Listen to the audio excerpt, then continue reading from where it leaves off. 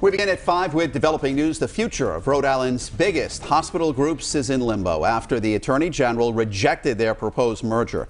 Thank you for joining us. I'm Mike Montecalvo. And I'm Shannon Heggie. Tonight, some are expressing concern about what happens next.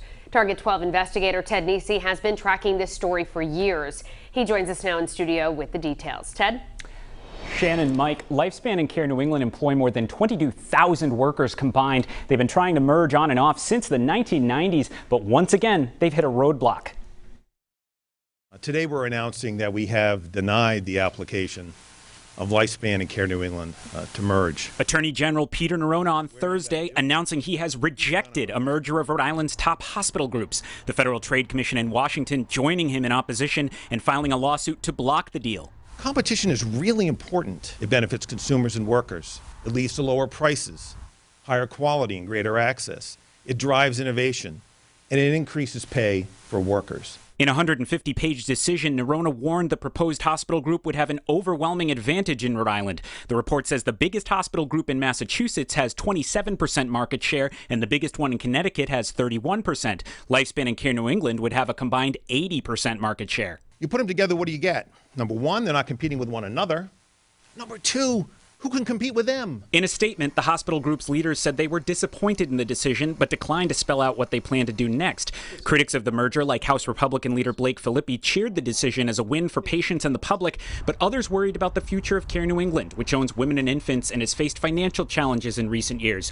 The president of the state's largest healthcare union noted this was the second time Rhode Island leaders have rejected a potential merger partner for Care New England recently, saying in a statement, "We understand what they're against. Now it's time to clarify what they're for. Time is running out." And the union went on to say they're concerned a for-profit company could try to acquire Care New England, but Neronha told me he doesn't think the number 2 hospital group is in immediate financial jeopardy, and added that still wouldn't be a good reason for him to okay the merger. Ted Nesi, 12 News. First tonight, the merger of Lifespan and Care New England, Rhode Island's 2 largest hospital groups, rejected by the Attorney General. The merger had been in the works for years, and Ted Nesi has been on top of it every new development. Ted, obviously, this has major implications for healthcare in the state of Rhode Island. Yeah, Mike, there are a lot of outstanding questions tonight, but one thing is for sure, the Attorney General made clear he is not comfortable with a transaction this big. A momentous decision by Attorney General Peter Neronha saying no to the planned merger of top hospital groups Lifespan and Care New England. Don't give us things that all sound good.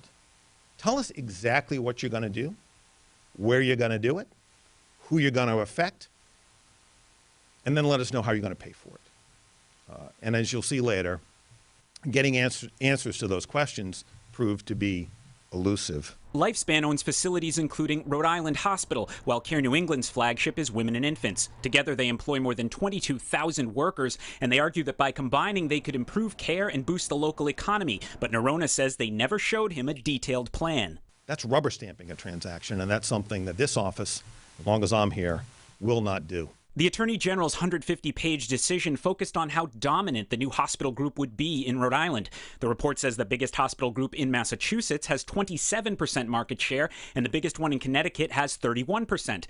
Lifespan and Care New England would have a combined 80% market share. They are not complementary. They compete. And that competition, as we've talked about, is good for Rhode Islanders. You put them together, what do you get?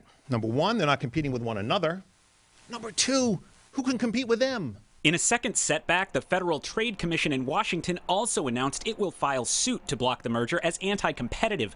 Leaders at the hospital groups reacting with strong disappointment. Care New England CEO James Finale saying in a statement in part, "We thought it was the right thing to do, but now we will need to move on to a new path forward." And House Speaker Joe Shekarchi is among those weighing in today, urging Lifespan and Care New England to explore other options independently, while the state's largest healthcare union, the United Nurses and Allied Professionals, expressing concern that a for-profit could try to take over Care New England now. Mike, Shannon? So obviously a lot to go in this saga. We're sure you're going to keep tracking it every step of the way, Ted. It's an endless soap opera with the hospitals, that's for sure. All right, Ted, thank you. And right now on WPRI.com, you can read Ted's in-depth article on today's developments and all of his past reporting on the proposed merger.